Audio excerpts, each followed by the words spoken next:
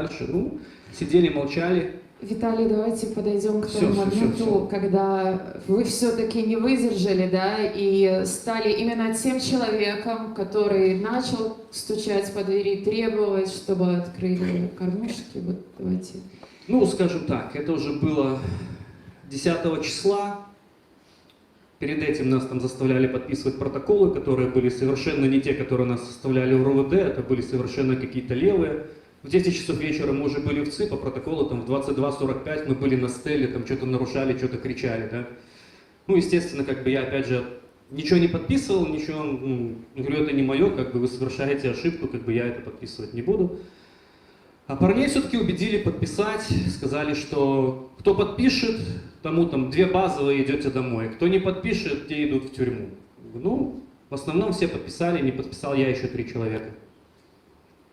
Все это было недолго, нас вывели, вроде бы все думали, что ну подписали же, сейчас людей начнут отпускать, но не тут-то было.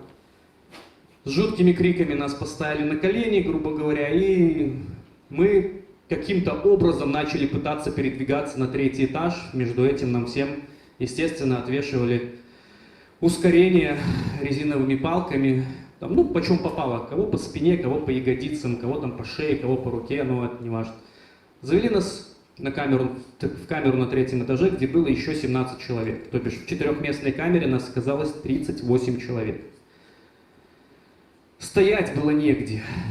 То бишь, когда как-то более-менее распределились, как можно отдохнуть, то 2 человека постоянно стояло и постоянно, ну, стояли не в комфорте, а как-то вот в такой вот позе, чтобы там между кем-то кто-то поставить ноги, чтобы люди как-то отдыхали. Вот. В камере была жуткая жара, вентиляции 0, как говорил уже предыдущий оратор. Дошло до того, что по стенам начал стекать пот от дыхания. Просто конденсат от дыхания начал стекать по стенам и просто капать на пол. Парни теряли сознание. Кто-то уже там просто вот так вот ходил, он пытался куда-то выйти, там к какой-то двери что-то постучать, чтобы просто воздуха вдохнуть. Ну, просто умирали. Те, кто сидел на полу, еще было как-то полегче, потому что там был более-менее свежий воздух, кто сидел наверху, то это было просто, это была там, ну, дышали через раз, договорились не разговаривать, чтобы просто не сжигать кислород, как бы, чтобы было чем дышать. Но когда парни начали реально просто отрубаться, ну, я сидел возле двери, я начал стучать в дверь, как бы, что вы делаете, хотя бы окошко откройте, дайте людям воздуха, дайте вдохнуть, включите вентиляцию. За дверью кто-то подошел, спросил, кто орет. Я сказал, что я. Просили фамилию. Я сказал, Прокопьев Виталий. Сказали, подожди. Ну, ждать пришлось недолго. Через минут 5 открылась дверь. Там стояло 3 черных мумии в балаклавах с палками. Я еще не успел выйти. Мне уже сказали, что ну что, пришел карательный отряд, и тебе, чувак, пиздец. Извиняюсь за выражение, потому что здесь сидят дети. Просили как бы там, я стараюсь мягко, потому что я не буду передавать там все те крики, которые там в этот момент происходили. Меня вывели из камеры, приказали упасть мордой вниз и начали бить. Просто лупили палками по спине, без разбора, не знаю, 3 они меня били, 2, как бы, ну, удары были постоянные, там еще пытался с ними что-то разговаривать, там, ребята, что вы делаете, как бы вам это приятно, как бы доставляет удовольствие, лупили еще больше. Ну, как бы дальше начали лупить ногами, по спине, по голове, по лицу, ну, просто играли с моей головой, как там футбольный мяч, да, снизу. После 4-го удара в нос у меня пошла кровь. Они на этом не остановились, стояли, ржали. О, классно, блин, молодец, блин, все хорошо, жив будешь. Вот. После чего приказали встать, снять майку и вытереть кровь, которая накапала с меня на пол. Я встал, удалось посмотреть ним в глаза, спросил, ну что, довольны? Все нормально? После этого один из этих терминаторов, не помню точной фразы, но типа, посмотрите в его глаза, они полны ненависти. Честно, Просто хотелось там вцепиться в горло, как бы, и будь что будет, потому что, ну, уже было непонятно. Эмоций у меня не было, просто не было эмоций. Я не кричал, когда меня били, я не просил ничего. Я пытался разговаривать. Разговаривать с ними было бесполезно. Но когда я встал, как бы, и пошел, ну, голос у них был совершенно другой. Они не орали, они не ревели, они даже с какой-то такой хрипотцой в голосе он это сказал. Посмотри на его глаза. Что-то такое было. Запихнули меня обратно в камеру и закрыли дверь. Дальше все было ровно так же до 14 числа. После этого там, конечно, еще были попытки открыть как-то форточку, подышать. Бесполезно просить их было не о чем. Допросился только до того, что открылась дверь, и на нас вывернули большое ведро воды. Со словами «Еще раз рот откроешь, вывернем на вас 2 ведра параши, и будете сидеть в этом». Честно, после воды показалось, что даже стало легче, как-то она так холодненькая приободрила. Но мы не знали, что это. Через полчаса с нас начало течь, как в парилке. Не просто пот проступал, с нас текло. На полу была лужа из нашего пота, что стекал по нам. Это было жутко, это, не знаю, там, говорю, видели бы вы лица ребят, которые были помоложе, их было жалко. Они просто, они не понимали, где они находятся, они уже не понимали, с кем они разговаривают, они забывали, как их зовут. Просто забывали. И когда приходил момент очередной переклички, и говорит, это же ты, Денис, это же ты. Ага, я Денис. То бишь было как-то так, и очень тяжело психологически. Ну, я, наверное, буду заканчивать там, потому что в какой-то прекрасный момент все прекратилось резко. Все крики, все угрозы, там, то, что творилось в соседних камерах и на улицах по ночам, это было вообще непередаваемо. Это было очень психологически тяжело, потому что, ну, спать, ну, просто не удавалось. И покормили нас первый раз к концу 3-х суток, когда мы сидели. Ну, как покормили? Принесли хлеб, 6 или 7 буханок на 38 человек. Через 3 часа принесли чай. Ну, а потом еще, наверное, через часа 2 принесли там какую-то кашу, размазанную по тарелке. Вот. Ну, а потом, ну, как вы знаете, 14 числа нас освободили. Кто с сутками был, кто без суток, просто выкидывали на улицу. Знаю, потом встречался с ребятами, что их били на улице, как бы там часа 2, как они стали для профилактики, да, потом выкидывали. Но всем предлагали подписать там какую-то бумагу, что я там был на митинге, я предупрежден о последствиях, что там следующий митинг это будет уголовная ответственность, что я там каюсь, раскаиваюсь, больше так не буду и так дальше. Ну, на что опять же я сказал, что я подписывать этого не буду, потому что я ничего из этого не делал и каяться мне не в чем. Если я даже шел на митинг, я шел на него, я признаюсь, я на него шел. Но я не шел воевать, драться. Я шел как мирный гражданин. У меня в карманах ничего не было. Вот все, что было на мне, это был вот этот браслет. Больше ничего. Ну, это вот это. Спасибо, Виталий. Виталий не подписал ни одного протокола, который предлагали подписать суд на Крестина.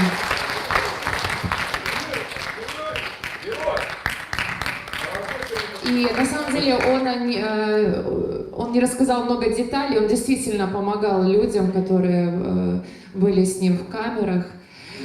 Полная история есть у Виталия, он записывал видео. Если он разрешит, мы... Не разрешается, нет? Нет, я имею в виду, что, ну, если кому-то интересно... Нет, конечно, покажи. Ну, зачем там видео... Час длится вся история со всеми подробностями. Виталий, разрешается нам в чат ссылку дать? Мы выложим ссылку в чат с полной историей Виталия.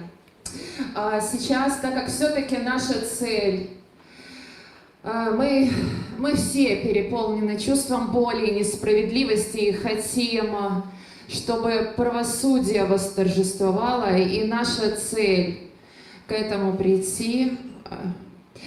Мы хотим двигаться конструктивно, и сейчас приглашаем адвоката одного из потерпевших. Его зовут Максим. Он даст свою оценку происходящему. Давайте послушаем его профессиональное мнение и его конструктивные предложения. Прежде всего, я бы хотел поблагодарить Валерия Иосифовича. Почему поблагодарить? Потому что он, наверное, первый, который организовал такую встречу. И на самом деле...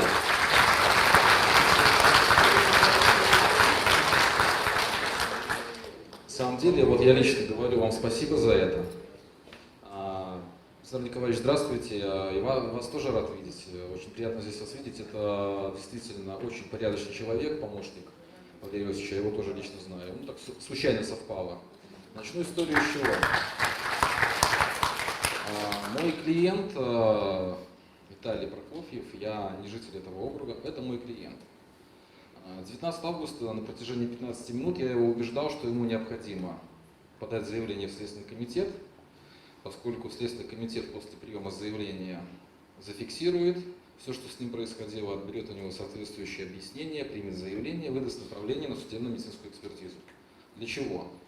Есть справки из различных медицинских учреждений, есть фотографии, но без осмотра экспертом это не имеет никакой юридической силы.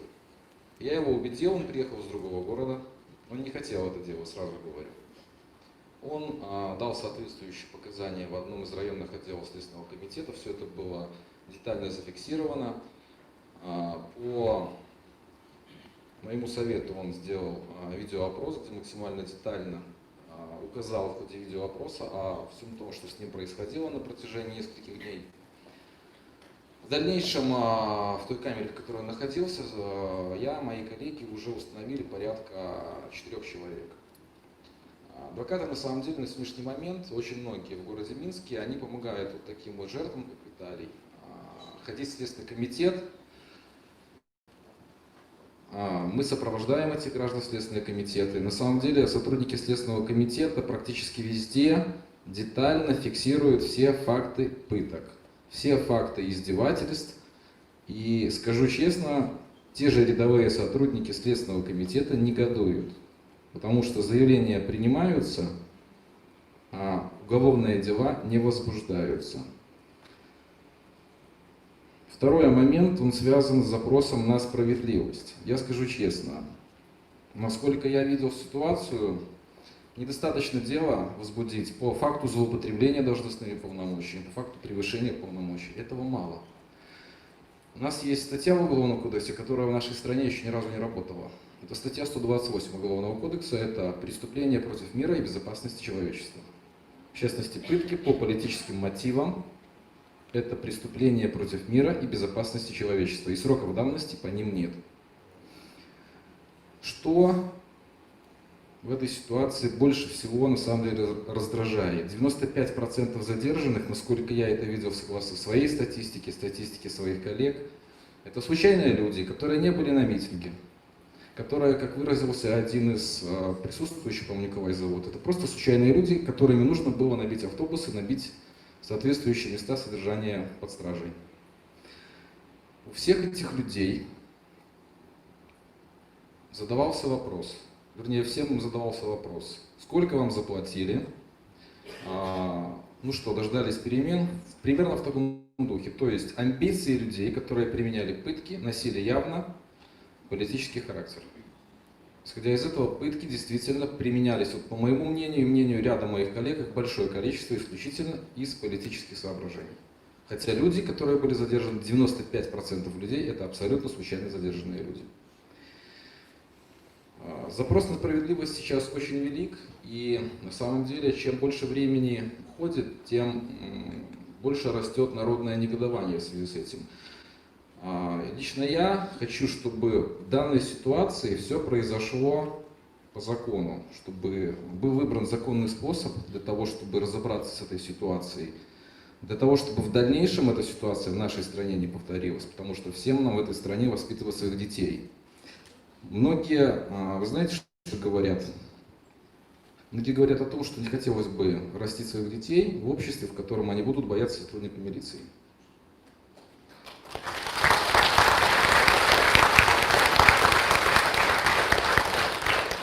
Я уверен, что в правоохранительных органах преобладающее большинство, больше даже 80%, это честные и порядочные люди. Я в этом уверен, хоть я являюсь адвокатом. И таких людей очень много. Но, к сожалению, вот из-за того, что не происходит никакой реакции на сложившуюся ситуацию, мнение общества сводится к тому, что чуть ли не все, кто там работает, являются негодяями. Я вас не уверен, это не так. Я просто хочу, чтобы действительно люди верили, что это не так. Но если не последует никакой реакции на вот эти факты пыток и избиений, то люди, к сожалению, будут вынуждены поверить, что это так. В завершение, что бы я хотел сказать? Значит, на самом деле два основных момента. Я думаю, что если у вас получится это сделать, это будет очень хорошо. У меня есть информация о том, что по состоянию на конец августа, например, в Московском районном отделе Следственного комитета было подано свыше 400 заявлений. В Заводском, вот на момент, когда мы с Виталием обходили, это было 20 августа, было подано уже свыше 300 заявлений. А на самом деле районное отдел Следственного комитета по городу Минску, они эти все факты фиксируют. По моим предположениям, количество фактов уж точно больше 1000. Я думаю, что вы как депутат можете ходатайствовать перед Следственным комитетом, чтобы поднять эту информацию действительно. Ну, как минимум, хотя бы это сделать. Да? Я никаких сверхъестественных вопросов как бы не ставлю. И второй момент, на самом деле, он вытекает вот из, наверное, текущего законодательства. Вы, Валерий Ильич, сегодня верно отметили, что, к сожалению, закон о массовых мероприятиях не работает. То есть мирный протест, действительно, который имеет место быть, никак не коррелирует, с одной стороны, с Конституцией, а с другой стороны, с законом о массовых мероприятиях. То есть очевидно, что этот закон не работает. На протяжении больше, чем 3 недели люди выходят на улицы. И выходят и еще раз выходят. Поэтому данный закон требует детальную корректировку. Я думаю, что вы здесь обладаете правом законодательной инициативы. Этот закон нуждается в переработке, потому что в том виде, в котором он сформулирован, по сути, люди не имеют права либо ограниченной возможности выйти на улицы и каким-либо мирным образом продемонстрировать свое несогласие с какими-либо процессами. У меня все. Большое спасибо. Максим, по 128 статье Уголовного кодекса может нам Валерий Иосифович как-то помочь, как вы считаете? Вот то, о чем он говорит. Вы знаете, решение по поводу возбуждения уголовного дела не может принять Валерий Иосифович. Но если он в силу тех полномочий, которыми он обладает, будет нам помогать двигаться в направлении справедливости, это на самом деле уже большое дело. Вот я скажу честно за себя, это уже большое дело. И повторюсь, ему большое спасибо, что он сегодня всех здесь собрал. Валерий Васильевич, будете нам помогать? Мы собрались не вас, а не он нас пригласил. Не надо таких слов говорить, пожалуйста, за всех. Не надо таких слов говорить. Не надо манипулировать людьми. Коллеги, Давайте сохраним спокойствие. уважаемые коллеги, я еще никогда в своей профессиональной деятельности как депутат не отказал ни одному избирателю, встречался всегда по любым объявлениям, вопросам, просьбам, так. И вот Евгений, да, Спановский, когда обратился ко мне с такой просьбой, я сказал, я готов в любое время встретиться, да. И потом, когда ко мне обратились другие, я не ждал, да, того, как вы там соберете какие-то подписи и так далее, да. Я сам сказал, да, я соберу и организую эту встречу. И это так. Валерий Иосифович сам организовал эту встречу. Коллеги, я хочу просто сказать, что мы с вами в одной лодке, да, мы живем в одной стране. Мы в разных лодках. У нас нет неприкосновенности. Нас постоянно трогают, нас постоянно Граждане, пожалуйста, не провоцируйте. Никто не провоцирует. Никто не провоцирует. Мы по факту излагаемся, не провоцируем. Мы сейчас перейдем к конструктивной части, будем обсуждать, поэтому, наверное, возгласы не способствуют. Да. Друзья, я понимаю, что у вас есть очень много оснований, да, и наболело, и поверьте, переживаю не меньше, да, и в меру своих возможностей я реагировал на эти вещи и делал публичные заявления, в том числе и связанные с необходимостью тщательного расследования всех случаев издевательств, пыток, насильственных действий в отношении людей. Так? И в принципе этого достаточно для того, чтобы необходимые институты наших правоохранительных должным образом отнеслись к моим заявлениям, так, в соответствии с законом.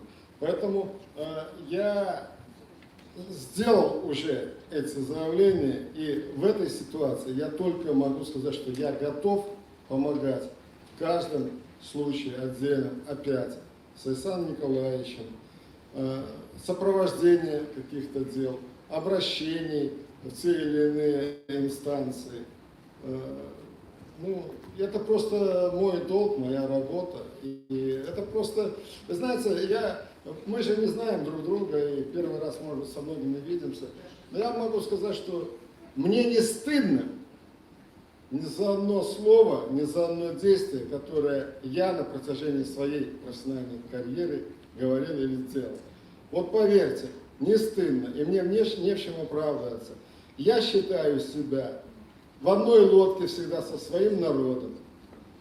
Я еще раз сказал, мои родители, деды, прадеды и так далее выросли, жили и боролись за эту землю, на этой земле.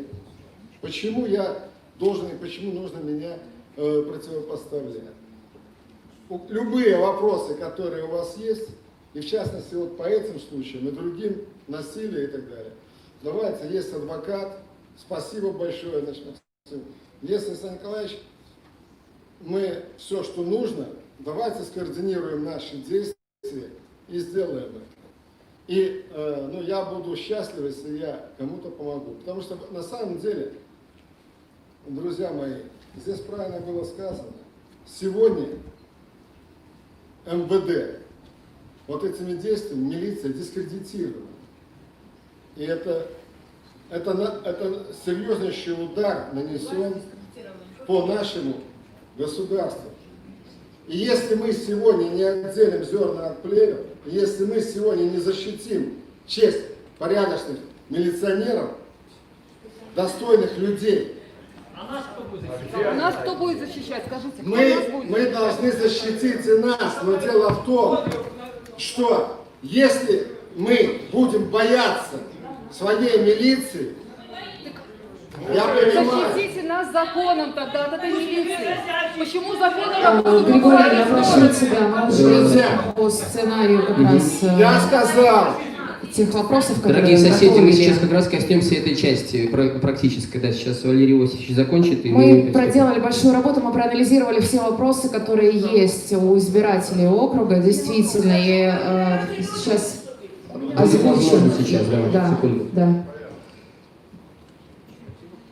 Григорий, Да, пожалуйста. тебе слово. Валерий Иосифович, Александр Николаевич, возможно, многие из нас хотели бы перейти к какой-то практической части. Нам тоже кажется, что вы на нашей стороне, но, возможно, многие не чувствуют этого. То есть мы говорим об этом, хотелось бы понимать с точки зрения практических действий. У нас есть свое представление, но мы не так знакомы с законом, у нас есть тоже юристы, мы не знаем его с той стороны, с которой знаете вы его, практически. У нас есть один вопрос серьезный. Что можно сделать, чтобы прекратить продолжающееся насилие? Практически, что можно сделать?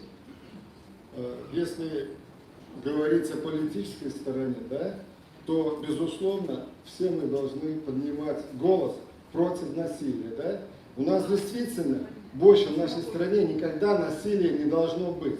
Это аксиом. А если говорить о юридической стороне, то, я думаю, тоже правильно будет услышать мнение все-таки компетентного юриста. И в том числе по этой ситуации, по тем случаям, которые были. Александр, скажите несколько слов, чем мы здесь можем помочь. Что мы вместе, я бы так сказал. Не вы нам, а мы вместе, да. Мы вместе. Я думаю, что граждане, присутствующие здесь, возмущаются тем, что проверка не проводится, либо же проводится не надлежащим образом. Поэтому полагаю, что все эти обращения, на которые сегодня граждане указывали, нужно взять на особый контроль и сделать соответствующие запросы, потом поставить избирателей, присутствующих, известность. Что же на самом деле там было и какие результаты. Довести все до конца. Извините, что перебиваю. Не только этих граждан, а всех граждан.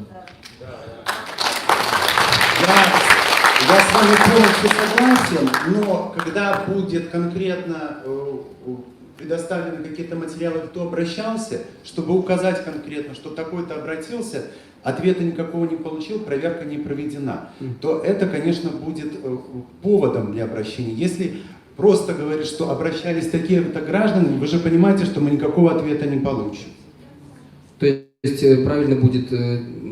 Правильно будет предоставить нам, к примеру, что Иванов обратился, и до сих пор в течение месяца никаких действий со стороны МВД, Следственного комитета, Генеральной прокуратуры для того, чтобы депутат мог поставить это на свой контроль. Понятно, спасибо. Еще есть вопрос к Валерию Иосифовичу по поводу созданной межведомственной комиссии.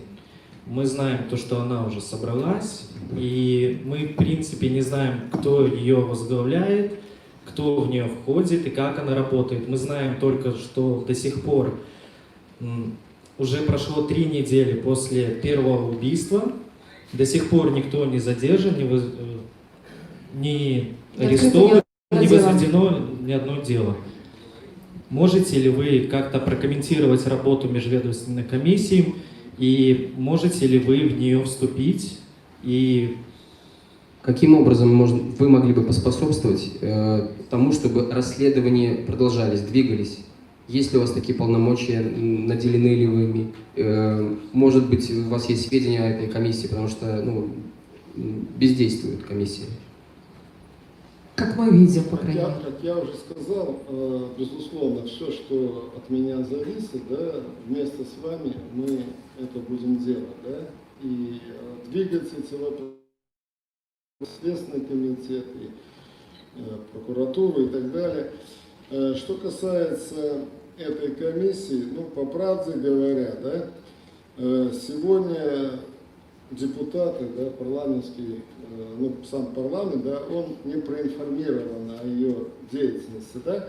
Я знаю, что один из депутатов комиссии по безопасности вошел в состав этой комиссии, к сожалению, я его не видел, Он в но... отпуске, извините, пожалуйста, он в отпуске до середины сентября, и он не знает ничего об этой комиссии. Я разговаривала с ним при встрече. Он в отпуске до середины сентября. Видите, Валерий Иосифович, а вы можете вступить в эту комиссию? Вот. Депутаты сейчас в отпусках. Сейчас во всех отпусках. О чем он говорит?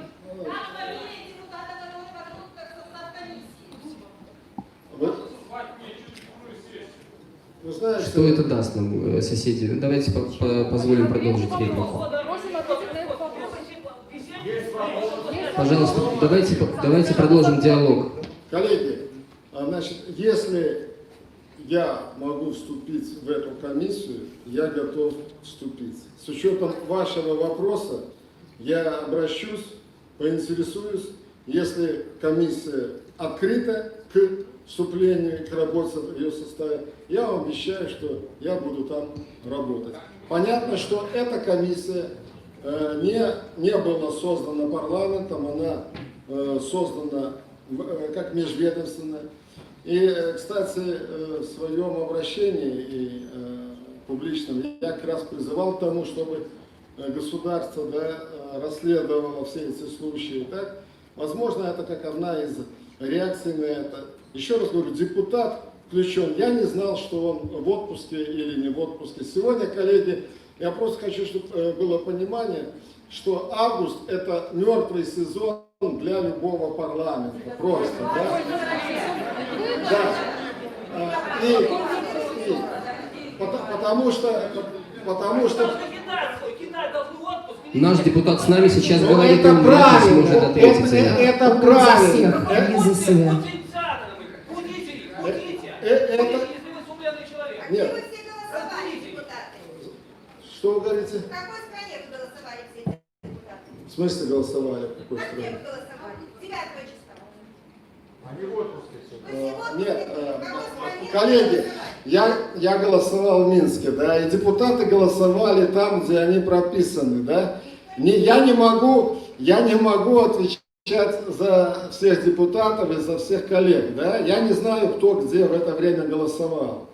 Но я еще раз хочу сказать, что, поверьте, не надо вешать ярлыки на депутата только потому, что он депутат. Понятно, кто-то совершенно, может быть, не устраивает, кто-то чем-то своими какими-то действиями дискредитировал, кто-то, может быть, молчит.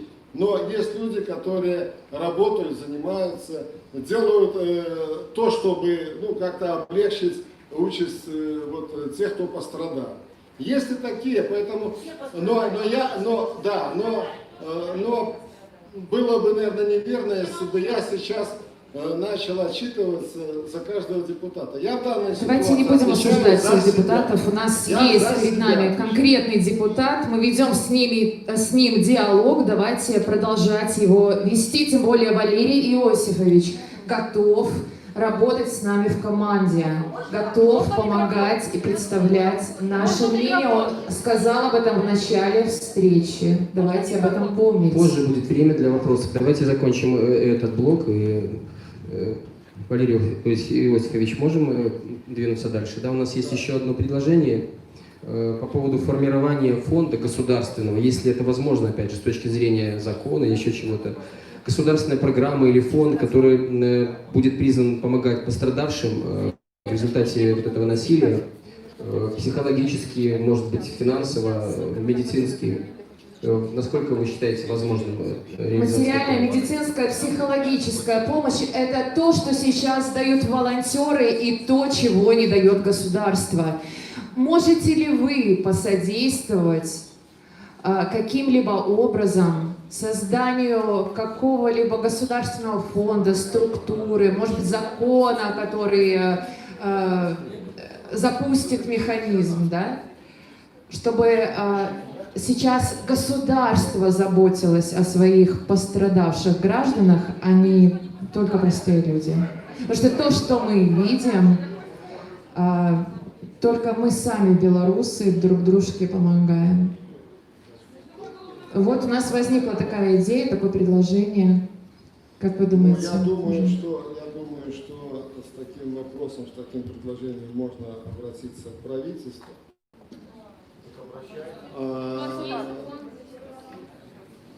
Сегодня что-либо сказать лично я не смогу, да, потому что это на самом деле компетенция все-таки правительства, и как оно отреагирует на создание такого фонда, надо разбираться. Поэтому я готов с этим вопросом проработать, проговорить с теми людьми, которые в правительстве за это могут отвечать. Я себе пометил это предложение. Да, пожалуйста. Все происходит по воле одного человека. Одного. Вы знаете, этот вопрос, да, который вы задаете, может задавать каждый из нас, так? Но мы должны с вами помнить, что в 96-м году мы голосовали на референдуме. Нет, подождите.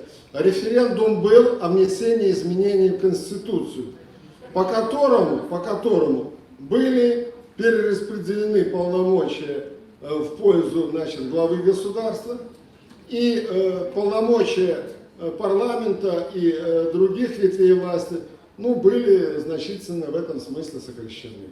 Но это был референдум народный, да, поэтому мы...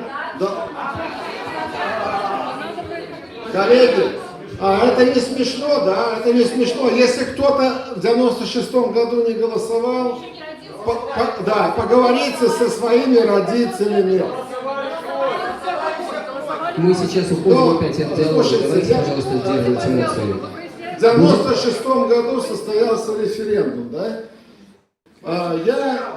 Я не могу утверждать, да, и никто из нас не может утверждать, что результаты референдума 96-го года были сфальсифицированы. Вопрос конструктива. У нас есть план общения. Сейчас мы обсуждаем блоки, которые анонсированы. Далее будет блок вопросов. Вы зададите все свои вопросы. Давайте действовать по регламенту, пожалуйста. У меня конструктивный вопрос. 40-я гимназия, 9 августа. Не вывешен протокол, а комиссия садится на заднем дворике в машинку и пытается выехать с бюллетенями. Друзья, мы обсуждали эту часть в первом блоке. Были получены ответы, нам нужно это все обработать, и мы потом вместе с вами подготовим для депутата предложение, он его двинет. Мы создали телеграм-канал. В результате наших общих вопросов, порядка больше 1000 человек было, мы сформулировали 4 блока. Мы сейчас идем по ним. Блок с вопросами, если мы сможем позволить его себе, мы выходим из времени, будет после всего. Мы сформулируем... Вы помните, в 96 году Гончара отстранили и поставили Егоршину. А вы говорите сейчас, все было правильно. Подождите, я не говорю, что было правильно или неправильно.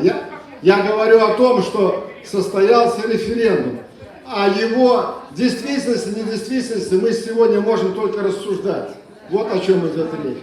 Я был свидетелем всех этих событий. Дорогие соседи, пожалуйста, давайте вернемся в канву нашего диалога. Мы можем об этом поговорить позже. У нас есть строго выстроенные вообще алгоритмы. Хорошо? Спасибо за понимание. Мы делаем общее дело. У каждого из нас есть вопросы. Мы зададим их после 4 блоков. Вам нужен ответ на этот вопрос, или вы просто хотите его задать? Я хочу задать вопрос, что скажет мне депутат. У вас будет такая возможность. Пожалуйста, не сбивайте. У нас есть тема, которую мы исследуем. У каждого будет возможность задать вопрос после. У меня предложение к залу. Григорий, я прошу. Ребята, вы поймите, я вас понимаю. Вы боитесь его. Вы хотите получать к вашим вопросам просто вылечить человека на дом, он не справится. Надо все ваши вопросы говорить с другой позиции. Тише, тише, дайте я скажу. С одной позиции. Что мы можем вам помочь, чтобы вы помогли нам? Он один не сделает. Как через него других депутатов решить? Вы накричите на него. Я хочу по этому вопросу. Вы скажите, что он может, Я хочу что мы можем помочь. Коллеги, я Что прошу вы вас остановиться и идти в рамках Соседи, регламента. пожалуйста, будет возможность сказать. Скажите, пожалуйста, сможет ли от вас идти инициатива уже месяц? Ситуация в Беларуси накаленная. Сможете ли вы инициировать слушание депутатов? Потому что сегодня, что по белорусскому телевидению идет, это просто ужасно. Депутаты выступают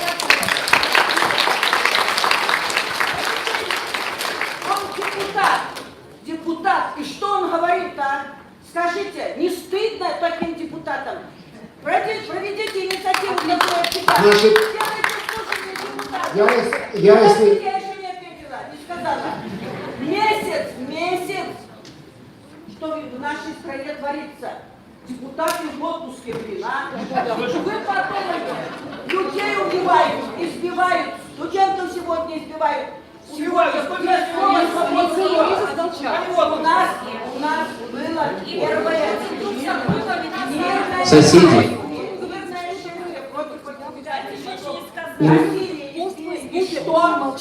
Пост в Фейсбуке – это позиция депутата. Вопрос, дайте мне, пожалуйста, микрофон. Мы сейчас уходим в сторону эмоций. Мы прям по теме. Давайте, пожалуйста, закончим наше собрание, потом будет место для вопросов. Вы запишите их и зададите. Я хочу сказать, чтобы наша дискуссия прошла в правильном русле.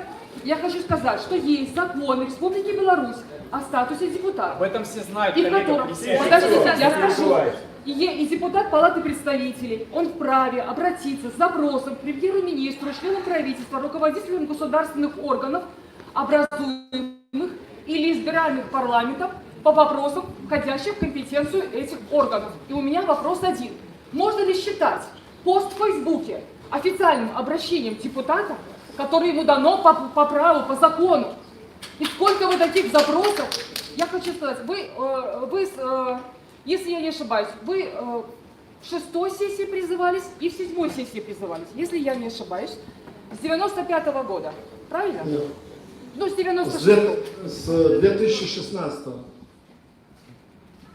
Ну, вы же работали и в 6-й, и в 7-й сессии. Хорошо, ладно. Мы не будем поднимать прошлое и 96-й год. Сейчас это неуместно совершенно, потому что у нас В действительно... 96 году я работал дипломатом. Вы выразили большую озабоченность тем, в каком состоянии находится наша страна, в том состоянии, в котором находится наша избирательная система, работа избирательной комиссии. На предыдущих выборах бывшего президента компания «Право выбора» предоставила огромное количество фактов и доказательств того, что выборы были сертифицированы. Ой, извините, фальсифицированы. Было 4 года на то, чтобы у Палаты представителей внести этот вопрос о том, что у нас несовершенное законодательство, что люди не могут обжаловать результаты выборов. Где эти запросы Палаты представителей и лично ваши? За эти годы уже было и увеличение пенсионного возраста, пособие по безработице 22 рубля, налог на тунеядство, декреты бывшего президента по задействованию занятости. Скажите, пожалуйста, сколько конкретно, пожалуйста, в цифрах, ваши конкретные запросы как депутата на основании закона РБ о статусе депутата? Сколько конкретных запросов вы, как депутат, направили в органы власти по всем этим наболевшим, хотя бы за последние 4 года вопросов?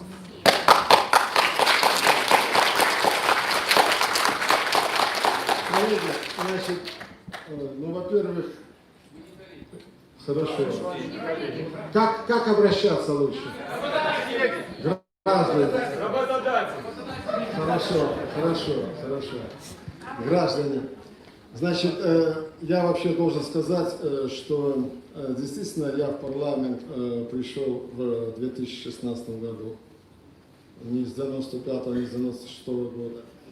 И могу сказать, что по всем вопросам, которые волнуют и волновали и мои граждане, избиратели, которые их мне задавали, да, писали или письма, или приходили на прием, встречались на приемах, по всем этим вопросам я обращался во все необходимые министерства, правительства, если говорится, запросы.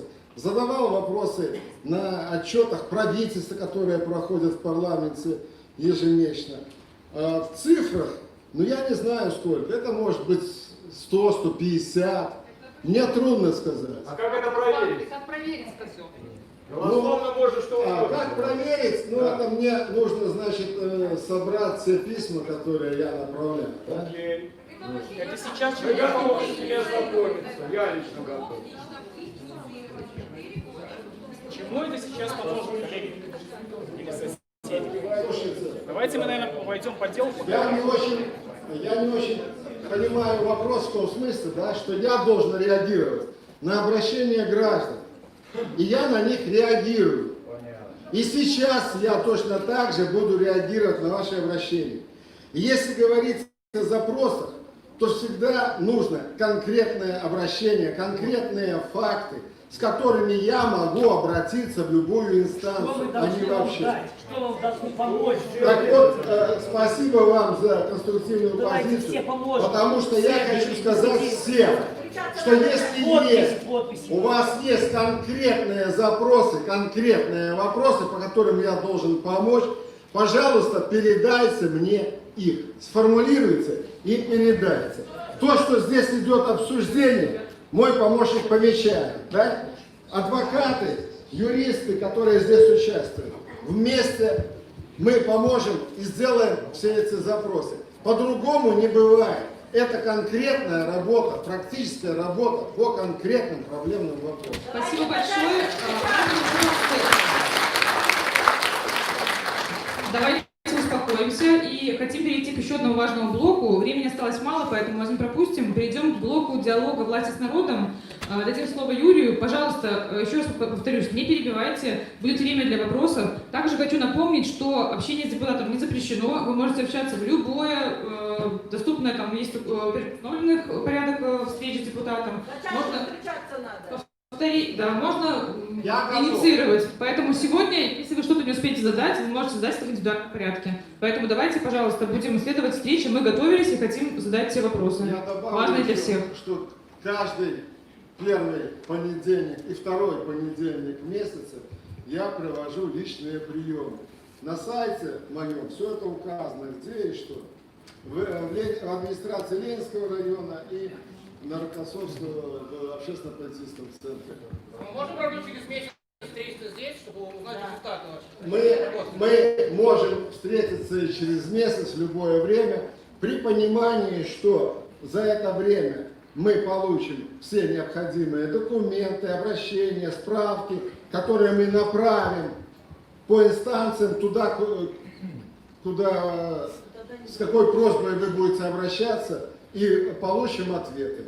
Тогда будет о чем говорить. Спасибо вам. Давайте Спасибо. продолжим. На самом деле вопрос диалога, он не открытый и, возможно, незаметный, но он очень важный. Вы после событий, произошедших в середине августа, сделали пост на Фейсбуке о том, что необходимо прекратить насилие. И я вот сейчас процитирую. Подумал бы правильно в этот кризис создать что-то вроде Национального совета или круглого стола, где можно обсудить пути выхода из кризиса и дальнейшего развития нашей страны. Естественно, что в ней должны присутствовать авторитетные представители власти и гражданского общества, политсилы, трудового движения, церкви и так далее. Я, конечно, участники президентской гонки. То есть в данном посте вы, в принципе, говорите, что вы тоже хотели бы участвовать в такого рода национальном совете. Это было интервью газете «Звезда». Ну, я просто хотел уточнить. Хорошо. Моя позиция остается неизменной. И я думаю, что время показывает все большую актуальность этого призыва. Хорошо. Мы хотели бы узнать, какие на данный момент действия вы уже произвели по организации диалога с обществом. Общество с властью, в том числе протестующих. Но для этого нужно, чтобы власть непосредственно, проявила к этому интерес. Сегодня законодательная ветвь власти, парламент, я могу сказать по заявлениям своих коллег, она готова к такому диалогу. И я хочу сказать, что уже, по-моему, это было 14 августа, по моей инициативе в парламенте прошло расширенное заседание, встреча парламентариев и представителей всех правозащитных, или руководителей правозащитных наших организаций, Хельсинского комитета, Весны, Белорусской ассоциации журналистов, ряда других неправительственных организаций, где как раз по тем следам горячим мы обсуждали самые основные волнующие вопросы. И был очень эмоциональный разговор, но он был очень полезный. И те предложения, которые внесли правозащитники, они были, естественно, переданы руководству. И я к тому, что мы можем на базе парламента проводить и слушания. Я уверен, что это будет возможно, но это должен решить парламент, а не один депутат. Мы можем встречаться в рамках различных круглых столов и обсуждать эти вопросы. Но мы не можем организовать или заставить участвовать в этих круглых столах представителей правительства, администрации и других ветвей власти, судебных и так далее. Почему? Потому что у нас своя компетенция. И в данной ситуации этот призыв был ко всем ветвям власти, ко всем. И, конечно, мы должны к этому, то есть ветви власти должны созреть. Я могу сказать, что в парламенте среди депутатов есть полное понимание того, что это надо делать. Созрели уже? Я не могу отвечать за все ветви власти, коллеги, я еще раз говорю. Так вы же говорите, что уже есть понимание, значит созрели? В парламенте я могу говорить даже не от лица парламента, я могу говорить только от себя. Но я могу говорить за то, что я вижу по подходам, позициям своих коллег. Парламент готов к этому. Вы лично готовы инициировать слушание? Я готов, более того, слушайте, я инициировал... Граждане, мы пришли не кричать, давайте вести себя культурно. Еще есть такой момент, то, что ранее в интервью вы высказались о БНР. Опять же, цитата. «Наши предки повели себя очень ответственно. Инициаторами независимого белорусского государства выступили не иностранные политики или государственные деятели, не некая неуполномоченная группа лиц, а сам белорусский народ. 1872 делегата на съезде, которые представляли различные социальные слои, политические течения и общественные группы нашего населения. Собрались в Минске на законном основании. На данный момент я хочу небольшой ликбез провести. 19 августа 2020 года начал работу Координационный совет, созыв которого был инициирован Светланой Тихановской. Координационный совет ставит своей целью поиск путей для преодоления политического кризиса в Республике Беларусь и обеспечения согласия общества на основании Конституции. Координационный совет не ставит своей целью изменения конституционного строя и внешнеполитического курса. В Координационный совет входят авторитетные представители всевозможных социальных областей, а также представители кандидатов в президенты Республики Беларусь. В расширенный состав Координационного совета на данный момент входит уже более 4000 человек. Скажите, пожалуйста, вот вы высказывались о БНР, высказывались о каком-то национальном совете. Вы можете провести какие-то параллели между Координационным советом, БНР и Национальным советом, о котором вы говорили ранее? Я говорил о создании что-то вроде Национального совета или круглого стола.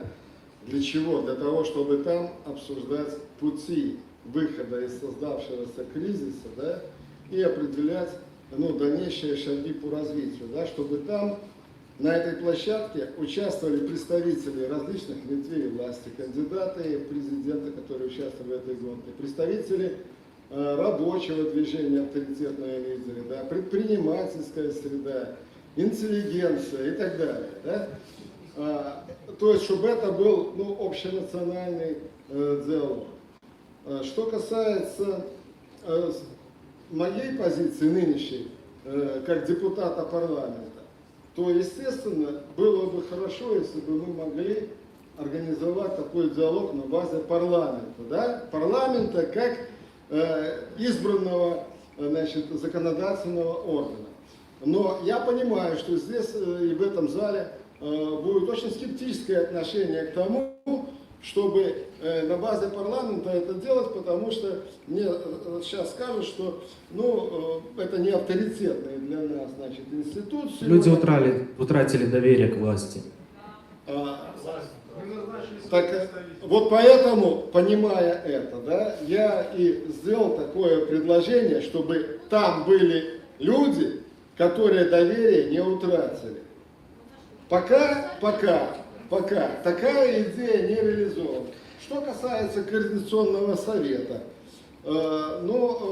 понятно, что в принципе дальнейшие события показывают правоту, или, по крайней мере, мою оценку того, что все-таки это структура, которая сегодня по заявлению было сказано, что давайте создадим на ее базе политическую партию, да? Партия... Нет. Немного не так. Как?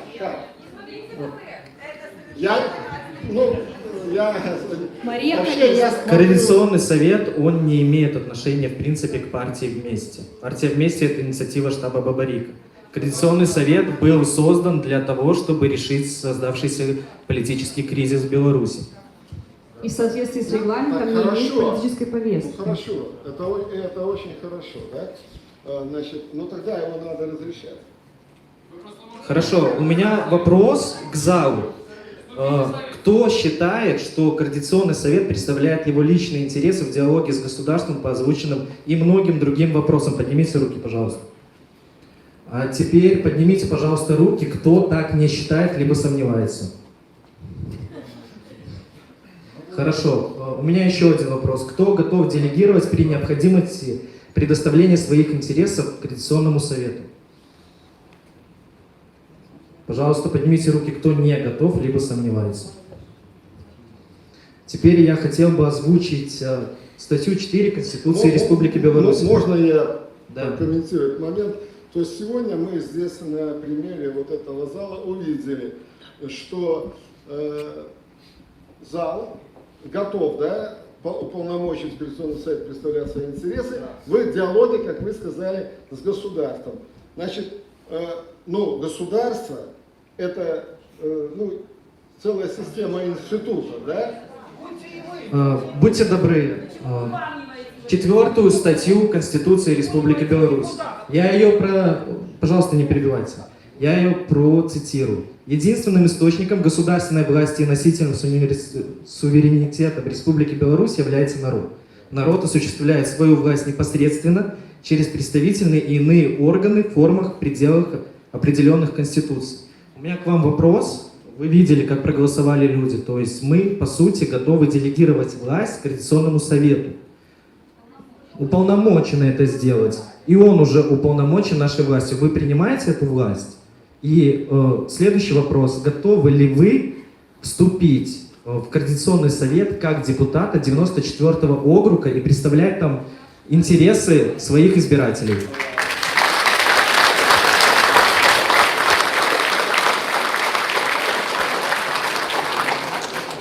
Значит, вы только что сказали о том, что он был создан для диалога с государством. Да?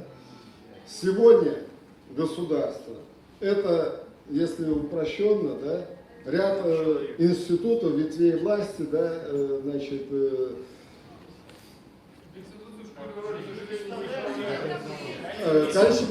коллеги, государственные институты и все, что с этим связано, все это прописано. Так вот, я хочу сказать, что как парламентарий, я готов вести диалог с Координационным советом. Да? У нас, подождите, у нас по Конституции есть система государственных органов, да? Есть парламент, есть суды, есть правительство. И подменять конституционные органы, да? Координационный совет Конституции не прописан. Я просто хочу учитывать это. У нас есть и другие координационные советы, о деятельности которых, может быть, вы и не слышали. Да? Есть Координационный совет политических партий и так далее.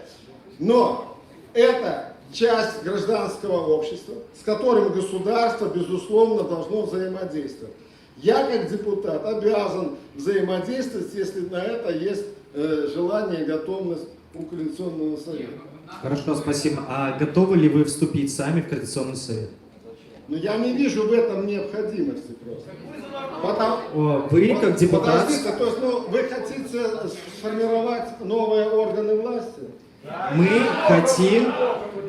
Понимаете, сейчас сложилась уникальная ситуация в стране, нарушен статус-кво. И в данный момент, как вы видите, и это не только в этом зале, это во всей стране, у людей полностью пропало доверие к власти, к любым органам власти, абсолютно ко всем. Многие люди оттуда просто бегут, кто уже не может с этим мириться. Наши интересы на данный момент практически никто не может представлять на официальном уровне. Сейчас был создан Координационный совет, в который вошли многие авторитетные люди, которые мы обычные люди, верим в то, что они представляют именно наши интересы, а не свои какие-то. Значит, я еще раз хочу сказать. Мне здесь читали закон о статусе депутата и так далее. Я сегодня парламентарий.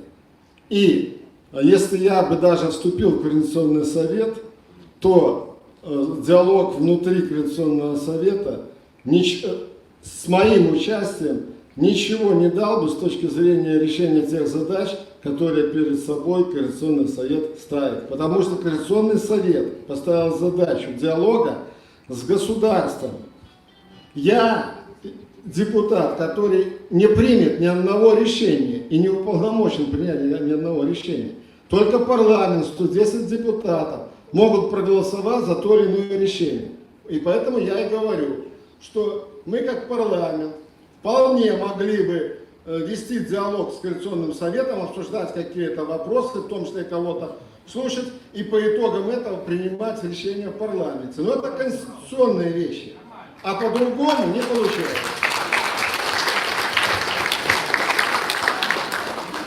У меня еще такой вопрос, то есть на данный момент, да, у нас в законодательстве нету такой какой-то правовой, наверное, базы, я не юрист, мне сложно об этом судить, чтобы как-то признать Координационный совет как таковой.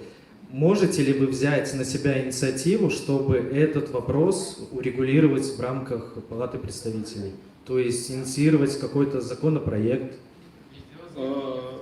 Я думаю, что... Нет, ну, друзья мои, у нас есть законодательство, есть Конституция, а что касается любых общественных организаций, формирований, политических партий и так далее, но они регистрируются в установленном порядке. Я не знаю, что я могу в этой связи больше добавить. Александр Николаевич, если можете, помогите мне. Если можете.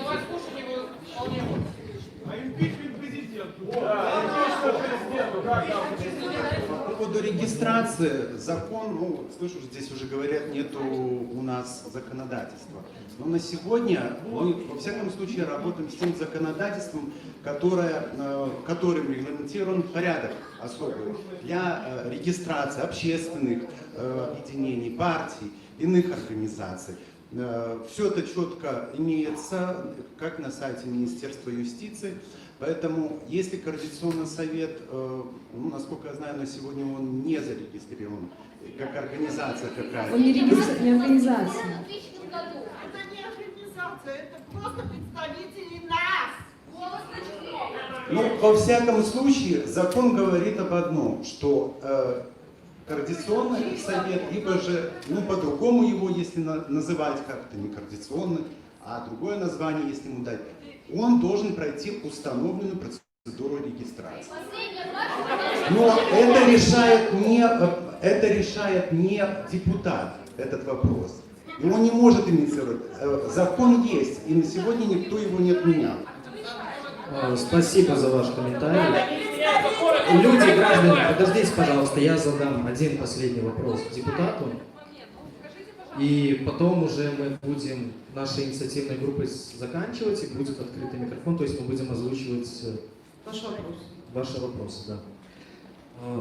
Вы готовы пойти на диалог как парламентарий с Координационным советом? На самом деле это уже вызывает у меня к вам доверие в какой-то степени. Но факты, которые происходят на данный момент в нашей стране, я вот сейчас озвучу. В воскресенье 30.08 Николай Латышонок, помощник гражданина Лукашенко Александра Григорьевича, сказал, что он не признает Координационный совет. Этому есть видеоподтверждение. Также он предлагает вести диалог с молодежью, с представителями заводов. Но, как мы знаем на данный момент, у нас большое количество забастовок организовывается стачкомы. Лидеров стачкомов арестовывают, им дают сутки. То есть это как раз те самые люди, с которыми они хотят вести диалог. На данный момент вы, наверное, исключение в том плане, то, что вы как-то признаете Координационный совет. Если он все-таки не будет признан, какие у вас варианты видения, как подобное национальное собрание организовать, чтобы люди ему верили, доверяли и знали то, что оно учитывает интересы всех, ну, максимально всех. Уважаемые граждане, я хочу сразу отметить, что если стоит вопрос о доверии парламенту, который и должен представлять интересы избирателей и народа, то я понимаю тогда этот вопрос по поводу Координационного совета. Но если мы проводим выборы, вы избираете своих представителей в парламент, вам, наверное, не нужно два представительных органа, достаточно много, да? Валерий Иосифович, прошу прощения, у нас уже были недавно выборы, и мы видели, как они проходят. Так что, и опять же, по поводу парламента. Некоторые депутаты себя уже, в принципе, дискредитировали, и доверия народа у них, ну, к ним нету, у народа. Друзья, я, во-первых, хочу сказать, что по определению депутат, он представитель своих избирателей. И депутат обязан, будет ли он представлять политическую партию, или будет идти, значит, по мажоритарной системе выборов, он просто обязан общаться со всеми, он обязан вести диалог, и с левыми, и с правыми, и неважно, это его деятельность, тем более, если он занимается политическим действием. Поэтому для депутатов здесь нет не то что проблемы, это наш долг. Что касается исполнительной власти, да, или там судебной власти и так далее, ну, это вопрос не ко мне, да, это надо задавать вопрос им. И мы, депутаты, никого не заставим, да, вести диалог или не вести, признавать или не признавать. Поэтому вопрос в другом, что и сегодня об этом говорится, о реформе или изменениях в Конституцию, да, говорится о том, что нужно повысить роль парламента, и многие говорят о том, что должна быть там парламентско-президентская республика и так далее. Это вопрос конституционного устройства. Валерий Иосифович, прошу прощения, я вас перебью. Я, наверное, сейчас озвучу мнение народа по поводу изменения Конституции, принятия новой Конституции. Мы эту Конституцию не соблюдаем, и эти законы не соблюдаем. Какой смысл нам делать что-то новое?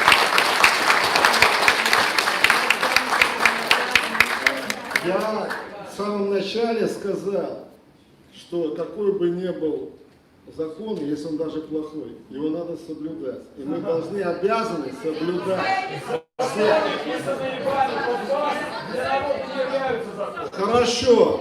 Поэтому, если они сегодня не являются законными, значит, они будут переписаны. Но не толкайте никого к беззаконию. Потому что каждый может сказать, это не наши законы. А чьи это законы? Это законы Республики Беларусь. Переходим, спасибо большое за ответ. Переходим к блоку вопросов. У меня есть несколько бумажек, я попробую прочитать, что здесь написано. Может ли депутат инициировать внеочередную сессию парламента, ну, видимо, касательно текущей ситуации в стране? Возможно ли это, и возможно на этой сессии обсудить какие-то важные вопросы, которые мы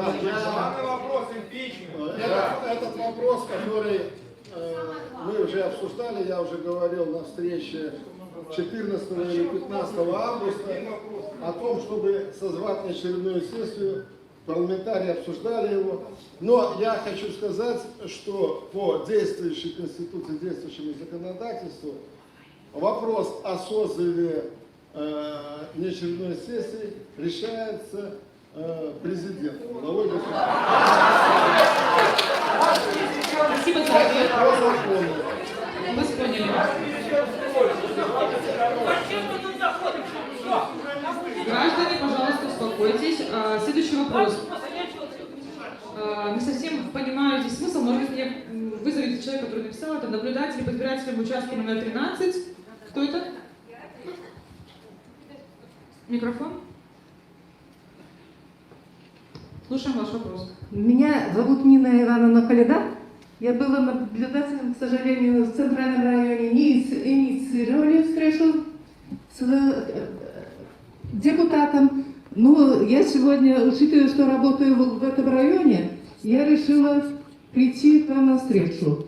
Я полностью все документы, все мои обращения, я их с уведомлением отправляла во все органы, прокуратуру, в Центральную избирательную комиссию. Мне тот ответ, который я получала, он ходит по кругу. Поэтому я считаю, что у нас нормальная конституция, только нужно исполнять самими высшими органами эту конституцию. Поэтому сегодня нужно, для того, чтобы что-то предпринять, нужно, видимо, рассмотреть, у вас, видимо, такая есть инициатива, чтобы как и исполнительными органами выполняются законы, исполняются законы. Потому что идет по кругу, не ответили нормально. Я задаю вопрос, почему нарушаются у нас статьи фундаментальные нормы Конституции, а мне отвечают, что у нас пандемия. Ну это же, знаете как? Ну это уже неуважение. Наблюдатель не может наблюдать, во-первых.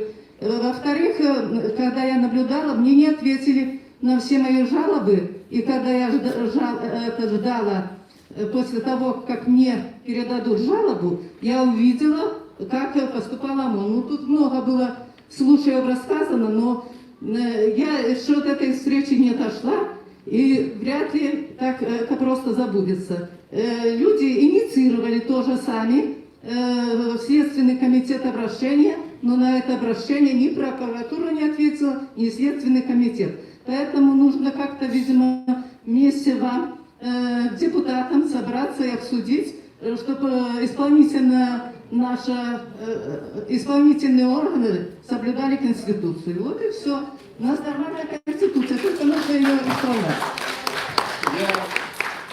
Спасибо за вопрос. Я с своей стороны хочу сказать, что такая форма работы и отчета есть.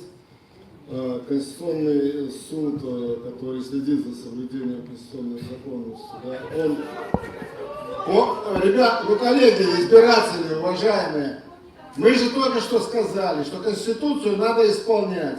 По Конституции Конституционный суд следит и ежегодно делает отчет о исполнении конституционной законности в стране. Кроме того, перед парламентом выступают представители правительства и силового блока и так далее и тому подобное. И у нас есть механизм для того, чтобы ставить эти вопросы и перед Генеральной прокуратурой, и перед Министерством юстиции, и перед Конституционным судом.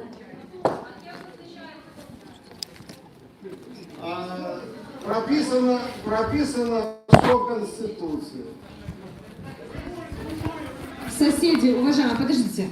Давайте вот сейчас у нас блок вопросов. Если кто-то хочет вопрос задать, давайте вот ручку вверх. И тогда я приду и дам микрофон, и будьте всем счастья. Вот первый. Здравствуйте. Меня зовут Дмитрий, у меня всего один вопрос, он уже звучал в той части зала.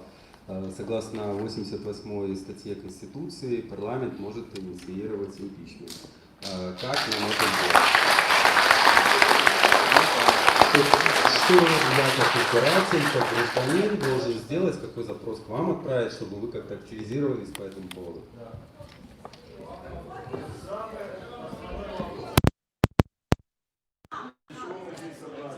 Коллеги, но вообще в Конституции четко прописаны, да, причины или предпосылки, по которым...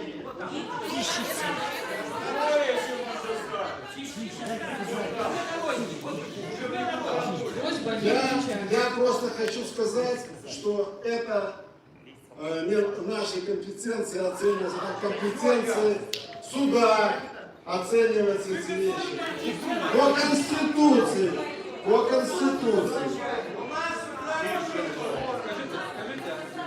А выборы у нас проводил Центр избирком.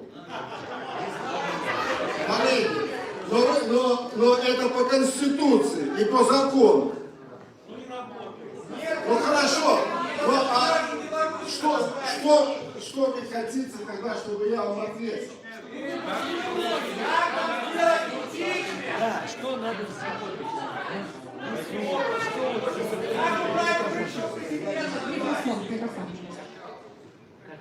Вопрос был, какая процедура импичмента? Вы знаете, я с процедурой импичмента не знаком. Если, Александр, если ты можешь об этом что-то сказать, скажи, пожалуйста. Коллеги, соседи, подождите. Давайте мы не будем сейчас обсуждать гипотетические вещи, да? Давайте быть реалистами. Соседи, подождите. Быть реалистами, я вас прошу. И потом, не надо создавать дополнительных напряжений. У нас в стране сейчас их очень много. Мы в конце концов Соседи, тише, подождите. Посмотрите. Господа, секундочку, внимание. Здравствуйте, меня Маша зовут. Я живу в 94-м округе. Инициативная группа в составе примерно 30 человек плюс-минус неделю работала над списком вопросов, в том числе над вопросом импичмента и тем, стоит ли задавать этот вопрос или нет. Поэтому в телеграм-канале, либо подойдя ко мне, можете прийти и сказать свои вопросы, мы их отдельно обсудим. Все равно после этой встречи у вас будет протокол, в котором будет прописано все, что все сегодня сказали, со списком требований и шагами, сроками. сделать. Мы тоже не пришли сюда сегодня поговорить. Поэтому, пожалуйста, все устали. Очень вас прошу. Вниз эмоции опустите, поднимайте руки и спокойно задавайте вопросы. При этом количество слов, высказанных и вами, и мной, давайте снизим до минимума. Оп!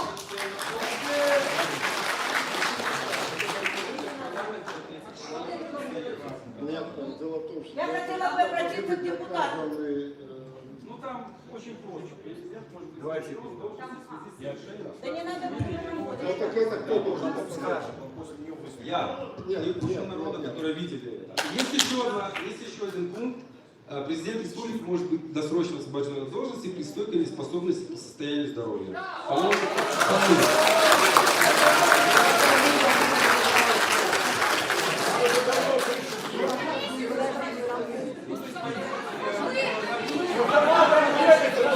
Предложение озвучено, мы его потом запишем, его будем просить.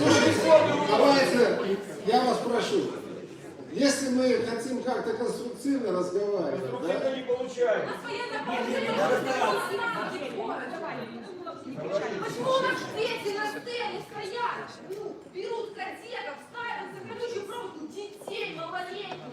Почему вы на это закрываете глаза? Мы не закрываем, мы это осуждаем, мы это осуждаем. Надо меры какие-то принимать, в конце концов. Скоро уже... Соседи, мы можем это изложить письменно и предложить нашему депутату эту инициативу двигать. Это будет конструктивно, да? Хорошо. Все, о чем мы с вами говорим, мы потом записываем вместе с вами, потому что нам в начале встречи сказали, что мы можем подготовить наши предложения, и с ними наш депутат будет работать. Алло. Такая фраза была. Не нужно эмоционировать. Есть предложение, мы его реализуем и потом оценим, оно выполнено или нет. Знаете, тут каждый день на счету, каждый день люди пропадают. У нас есть еще вопросы? Давайте вернемся к вопросу. Соседи, Теребранка. Дайте пенсионерке слово. Я хотела бы обратиться к вам, уважаемый депутат. Скажите, пожалуйста, мы много говорили и много партий обращались с предложениями, потому что мы сегодня будем много-много говорить. У нас очень много эмоций, у нас столько много претензий. Накипело, действительно накипело. Я бы хотела вот у вас спросить, какое ваше отношение? Проходили выборы. До этого еще многие партии предлагали изменения в избирательном кодексе. Где он? Нету. Дальше. Вот были выборы, и были избиратели, и были наблюдатели. Ни одного, как вы к этому относитесь? Ни одного независимого наблюдателя не допустили на избирательные участки. Люди сидели... Подождите! Я ответил вам. Подождите, люди сидели на улицах, а некоторые даже за пределами школы. Ни одного человека не допустили в комиссии. Как вы на это смотрите? Какие у вас предложения будут депутатам своим? Я вам сказал, что плохо отношусь. Я дал оценку этому избирательному процессу в рамках своей компетенции. Да, это скорее политические оценки. И я в самом начале сказал, что избирательный кодекс требует серьезной доработки. Давно. И я сказал, что на этом лежит и наша депутатская парламентская ответственность. Я признаю эту ответственность. Вечер добрый. Валерий Иосифович, у меня к вам вопрос не про законы. Я не знаю про законы. У меня к вам вопрос не про эмоции. Эмоций тут достаточно. Я вам сейчас озвучу 3 тезиса. Вот я сидел, их придумал. И вы скажете, вы с ними согласны или не согласны. Если вы согласны с одним, скажете, с каким согласны, с каким не согласны. И коротко объясните, почему. Тезис номер 1. 9 августа сего года Лукашенко Александр Григорьевич проиграл выборы. Тезис номер 2. После этого при помощи Центральной избирательной комиссии он сфальсифицировал выборы и суть узурпировал власть. Тезис номер 3. При помощи своих псов-ОМОНовцев, полностью подконтрольной судебной, правовой, там управленческой, не знаю, как это называется, систем, при полностью подконтрольного СМИ, которые врут и не краснеют, он собирается удерживать власть, не считаясь с мнением народа, что, ну, мягко говоря, наверное, опять же, я в терминах не разбираюсь, суд называется государственным переворотом. 3 тезиса. С какими вы согласны, с какими нет. Спасибо.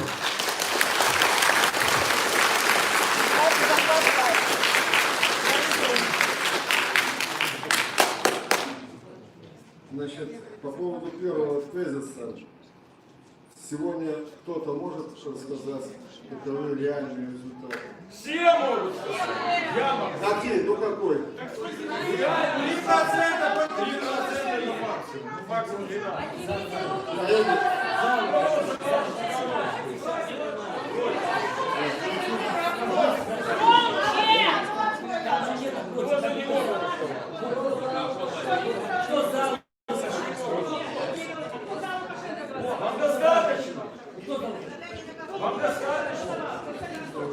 Нет, недостаточно. Я поясню почему. Потому что я как депутат должен основываться на законе.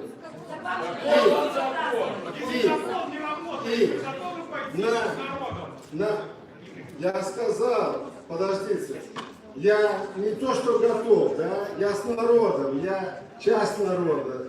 Законы должны работать. Извините, превращать это все, что мы здесь решили, что вот такой результат и так далее, но это уже ахлокрация, это уже не закон. И мы... Я готов, я сказал, что более того, мы поднимем вопрос. Ладно, все, до свидания. Зачем меня провоцировать на гипотетические вещи? Потому что я могу опираться только на факты, на подтвержденные в установленном порядке, в соответствии с законом. А сейчас мы можем здесь проголосовать и решить. Хорошо, спасибо. Кто хочет... А я где возьму эти факты? Вот здесь вопрос. Вы согласны с тезисом, что Лукашенко проиграл выборы, да или нет? Не выиграл, скажи. Я не могу это утверждать. Хорошо. Я скажу вам, что нашу жизнь в прокрустово ложе, да или нет, белый, черный, за красных или за белых, нельзя сюда вложить, да? Жизнь, она многогранна, во всех светах. И я просто хочу подчеркнуть, что, к сожалению, у нас много людей мыслят только таким образом. Ты с нами или против нас? Я хочу сказать. Нельзя увиливать, нельзя. Коллеги, не кричите, пожалуйста. Если вы задаете вопрос, будьте добры послушать ответ. Нет однозначных ответов. Да или нет? Мир намного сложнее. И наша жизнь, она не белая и не черная. Понимаете? Выиграл или проиграл? Я вам сказал, что сегодня реально есть данные Центра избиркома. Вы им верите? Нет! А вы верите? Вы верите? Я вам в самом начале сказал, что я не доверяю этим результатам, потому что слишком много нарушений, да, которые были зафиксированы, так? И тогда их надо рассматривать в установленном законом порядке. И мы уже эту тему обсуждали. Но я не могу сказать сегодня о тех результатах, которые были реальны. Соседи, давайте попробуем перейти к следующей части. Не забываем, что это не последняя встреча, что мы ждем от депутата действий, а не только ответов на вопросы. И не обязательно получать четкие ответы. Мы будем наблюдать действия. Мы с вами инициируем их и наблюдаем, как они исполняются. Окей? Есть вопросы? Да, вот у нас сейчас. Коллеги, нет, не боюсь. Жители нашего района. Давайте Давайте, может быть, еще вопросы действительно более конструктивные. Валерий Иосифович, я хочу обратиться к вам не как к депутату, да, а как к мужчине и человеку, имеющему богатый жизненный опыт. Вы были преподавателем, да? Вы видите, что сейчас делают с преподавателями, да? Кто-то там ОМОН вызывает, кого-то задерживает. Вы являетесь кандидатом экономических наук, то есть вы понимаете, к чему будет идти экономика, да, и к чему она уже идет. Понятно, что это все потом возложится на народ, который тут протестует, это он во всем виноват, это мы понимаем все эти выводы. Самый интересный ваш жизненный опыт, вы сами сказали, что мы не знаем друг друга. Про вас мы что-то знаем, про нас вы не знаете, не про всех никого, да? Дипломатическая ваша служба, да? Как вы считаете, вот это то, что увидел весь мир, как он это будет оценивать? С точки зрения дипломатического вашего ранга? Безусловно, крайне негативно. Я просто говорю, то есть вы в конечном итоге, я даже не требую от вас ответа, вы в конце сами, если захотите, то скажете. Даже вот сегодня любимый хоккей, Йокерит не прилетел. Возникает вопрос, значит даже спорт этому подвластен, значит люди видят то, что происходит. И здесь вы правильно отвечаете, что депутат сам по себе ничего не решит. Парламент не может собраться. Соответственно, тот момент, я продолжу с координационной, это Радой, Совет, ну, по-разному называть, да? Это попытка народа объединиться для того, чтобы его слушали. Потому что улицу нельзя слушать, Раду нельзя слушать. Президиум, вы сами знаете, наверное, из президиума сейчас кого нету в стране, кто на сутках. Причем, как бы вы понимаете, что сначала дается 10 суток, потом люди приезжают, их должны освободить, дают 15 суток. А за что? Вы правильно сказали, законы должны работать. Но если люди ходили 5 раз на мероприятие, значит 5 на 15 умножаем. Получаем 75 суток. Так а с кем тогда разговаривать?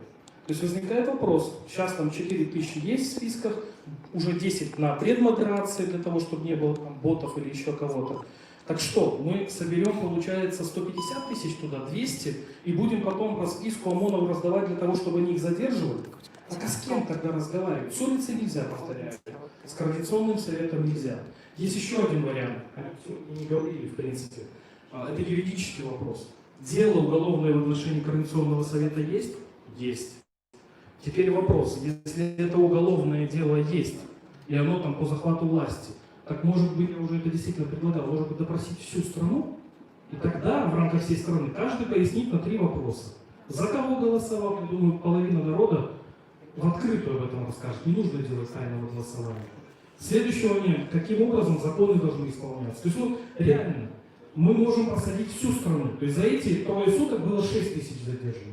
Сейчас за 3 недели там еще 2000 задержанных. То есть это ушло, задержание тихие, спокойные, уже насилия нет, но по моему мнению 3 раза человека привлекать по 15 суток это еще худшее насилие.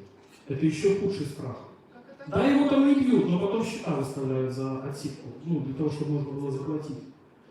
Поэтому это вопросы вам как человеку.